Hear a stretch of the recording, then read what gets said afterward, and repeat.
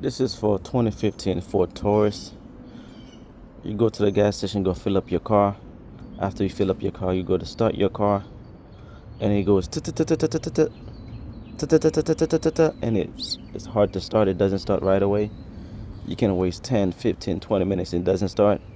Well, this is your problem. This is the purge valve, and this is where it is, right on top. You need an 8mm socket.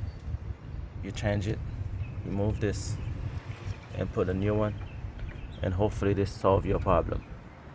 I hope this helps someone. Good luck.